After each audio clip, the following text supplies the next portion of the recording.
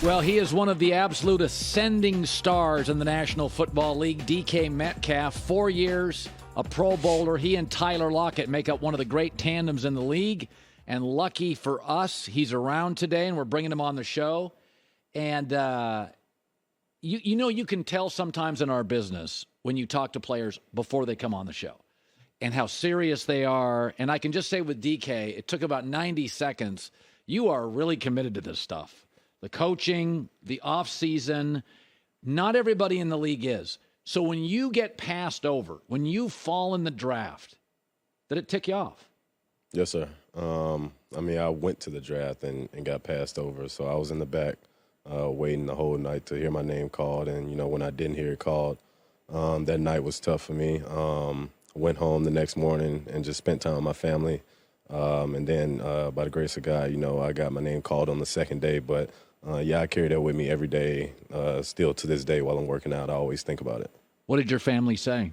They always believed in me. So, of course, they're going to encourage me and, tell me what I want to hear. But, the hardest part is looking yourself in the mirror and telling yourself the truth. Like, are you worth it? And you can answer that question. And when I told myself, yeah, I'm going to be the best. So I just put my head down and just kept working. You are the perfect Pete Carroll draft pick because he loves people that are overlooked. Russell Wilson, Richard Sherman, Cam Chancellor. You're literally Pete. If I think of Pete Carroll, I think of he takes players who have great skills that are overlooked.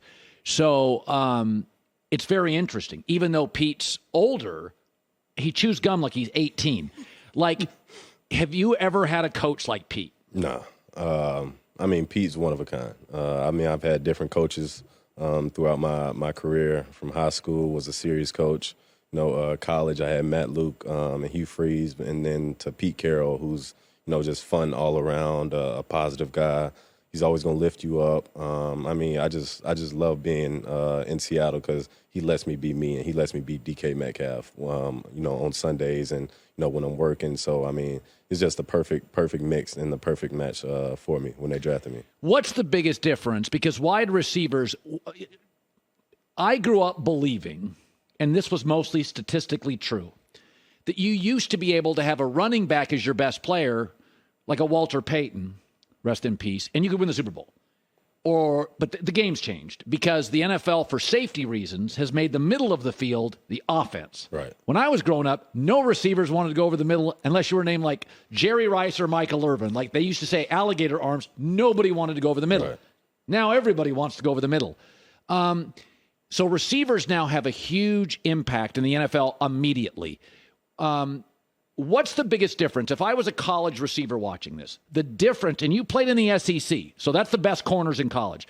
But what's the biggest difference?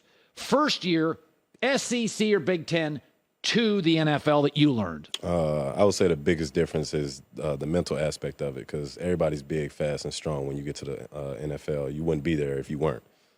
So my first weekend in Seattle, I walk in the locker room, and the first three players I see is Dwayne Brown, 13 years. Russell Wilson, 10 years, All-Pro. Bobby Wagner, 10 years, All-Pro. And I just mimic their every move. Like, they're there early every day. They take care of their bodies. They watch film. They're serious about their craft, serious about their sport.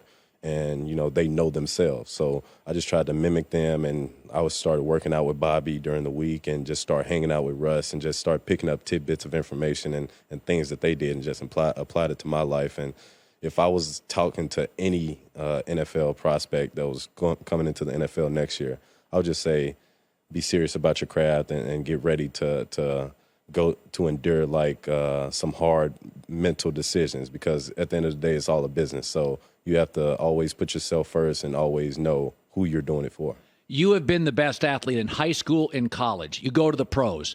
Was there a cornerback your first couple years that you went up against and you thought, okay, he ain't buying that move. I can't separate. Like, give me somebody that you face and the ultimate respect, like you're meeting an equal. Right.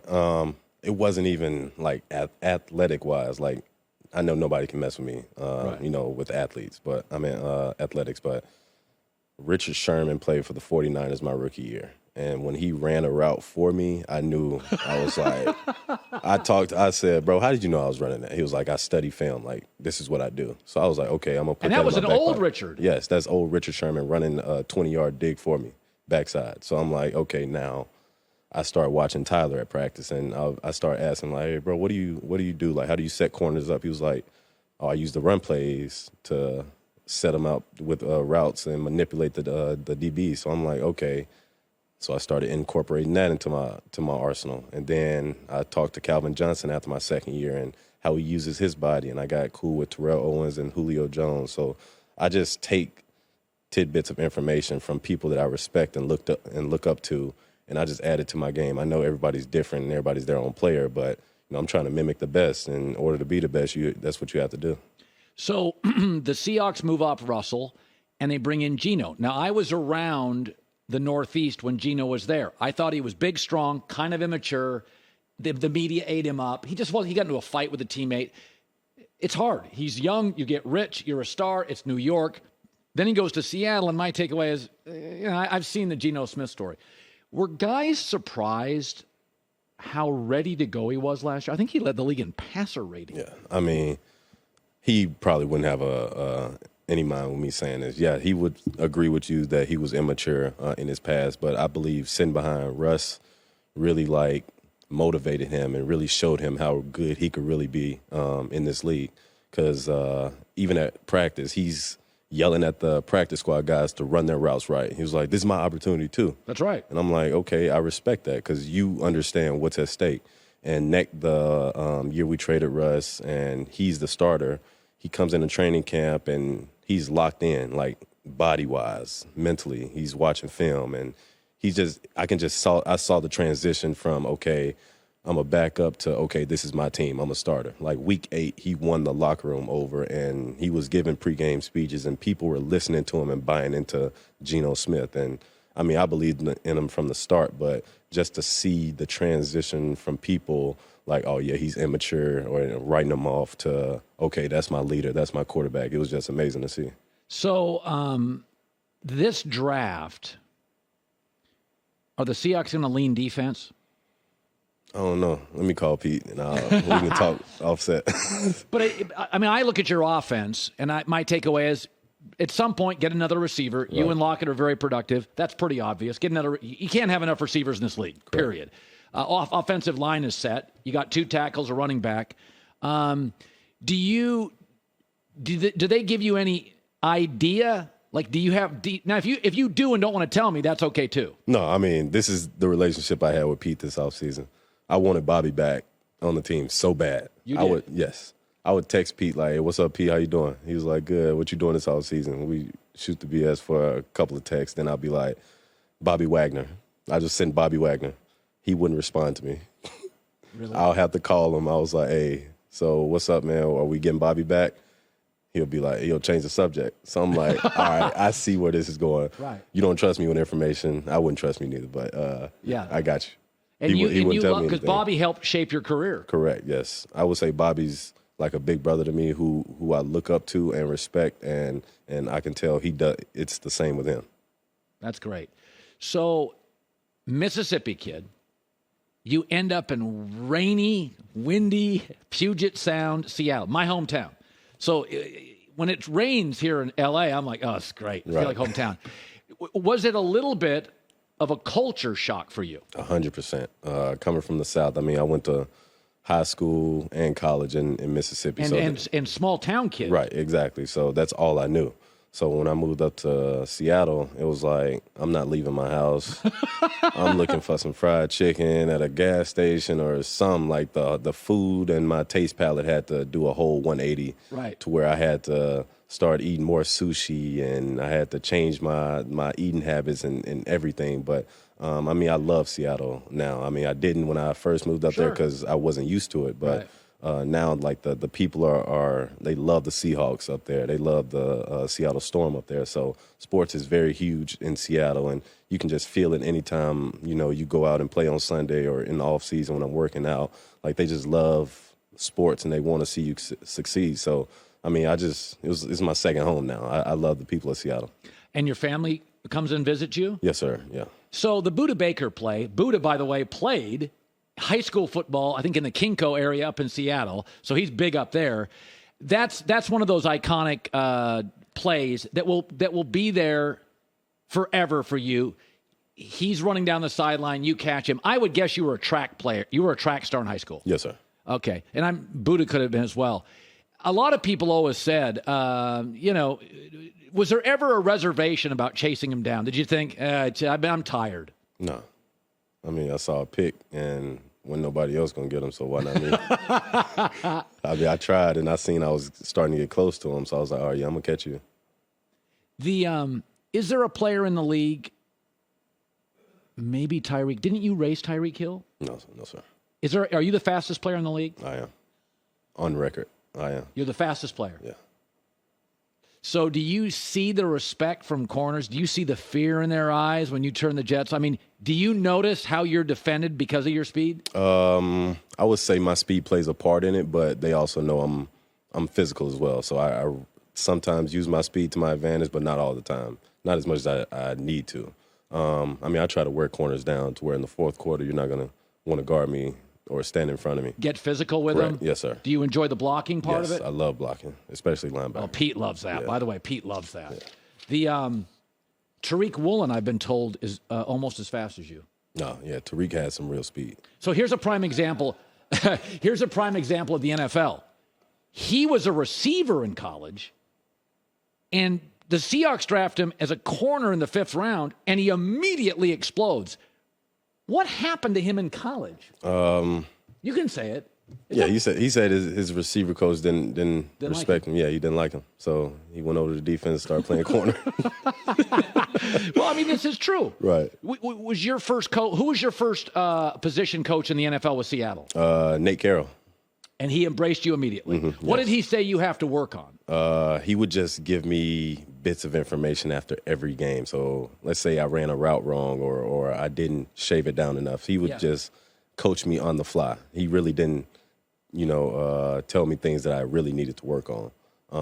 Then my second year, we got a receiver assistant coach, Sanjay Lal. Yeah. He was with the Jets and the Raiders and the Bills for quite some time. And he's very technical about stuff. So that I will say he really pushed me to be a great receiver because he broke down routes like I've never heard it before. Like he would tell me, okay, this is how you do this is how you run a route, and this is how you release and then get vertical. And he just made me look at the game differently to where I respect him so much because he's back now. He left 2 years ago and then came back last year. But, I got so much respect for him because he wants to see me be great. He wants to see our whole receiver room be great and carry a mentality that's contagious around the league. How much film do you watch? I think sometimes fans just think, you go to practice, catch a few balls, see you on Sunday. Yes, sir. How much film do you watch? I would say we're at the facility from 9 to 5, and after practice, we watch film. Then I'll go home. I'll play Call of Duty for about an hour, 2 hours. Then I'll watch film. So it's just part of your life. Yes, if you lose on the road, what's the worst thing in the NFL? Losing on the road in the flight home? Yeah, because everybody wants to watch the game and fix their mistakes there after the game. Yes. Quandre Diggs is big on that. Bobby was big. Bobby watches every game as soon as we get on the bus. Before the minute we leave you're on the stadium. bus. Yes. People just don't have any idea how committed you guys are. If I was a Seahawks fan listening to this interview, I'd be so fired up. You are so committed and so focused. Not everybody is. To be honest with you, there was probably somebody in your life, because you've been a talented, strong kid forever. Who was the first coach that literally let you believe, hey man, if you focus, because we're all goofy as kids, you're gonna be rich and you're gonna be a star. Who was the first coach that connected with you? My 7th grade math teacher. I was taking algebra in the 7th grade, and I was goofing off in class, and he pulled me to the side. He was also my D-line coach in middle school, and he pulled me to the side. He was like, "Hey, bro, you're not normal, so don't act normal. You can be great at whatever you put your mind to, so go do it." And I was like, "All right, yes, sir, I got you." And for him to pull me to the side and have as much respect for me just to tell me that, it still sticks with me today that he was the first person that really believed in me and really, said, "You're going to be great one day," and I believed him. And from that point forward, that's when DK started to act like DK, and that's when I really just told myself, "All right, this is what we're going to do." Is he still with us? Yes, sir. He is. What's in his Oxford, name? Mississippi. Jeff Jones. Jeff Jones. Yes, sir. Tip of the cap to Jeff Jones. Is he still teaching? I don't know if he's still teaching or not. Hopefully he is. Yeah. They get good pensions. He's probably on a beach somewhere having the time of his life. Well, I hope he takes pride in what he did, because the fact that you remember that so well. J-Mac, do you have anybody that changed your life and told you to stop screwing around, betting sports when you were 8 years old? Stop it. Mostly just my mom and dad. They really pushed me to be the best I can be. Can I slide in a Jets question for DK Metcalf? Yeah, okay. He's a Jets fan. Yeah. Why? Why? Because I was born in New York. That's a question my kids ask me a lot. A lot of people are Giants fans in New York, though. That's Jets. the one. That's the franchise that wins. Go ahead. Oh gosh, that's cold-blooded. What's your question? How much of a difference do you think Aaron Rodgers will make? You've seen him a lot. You think he can get the Jets to the playoffs? I mean, my name's DK Metcalf, and I focus on the Seahawks. Yeah, good answer. This guy's good. This guy's good. Like Derek Jeter. He talks, but he doesn't give you too much. Right. He's got it all buttoned up. What a pleasure to meet you. Man, pleasure's mine, man. Continued success. DK Metcalf. Easy to root for, man. J-Mac with the news. No. Turn on the news. This is the Herd Line News. Bring up that Seahawks thing that I shaved in my head because That young, and he knew how to deflect your silly question. I should have brought it up, huh? See, that was me. Yeah. So you said we were going to go 0-16. No. I just said it wouldn't be over 500. Can you believe that? That was stupid. We were at 500. Yeah. I know. It's Baker Mayfield, Yeah. overtime interception. You don't think I was watching? A little bit nervous there, man. He got shaved in his head because of Baker Mayfield. I mean, it went viral. My family was disappointed in me. I'm sure you're happy. What did your wife say? No comment. I'm going to say no comment. Okay. On what my wife said. Hi, everybody. Thanks for watching. Subscribe here to get the latest from the show. Also, be sure to check out more of the best clips from The Herd or go watch a few segments from other shows on FS1.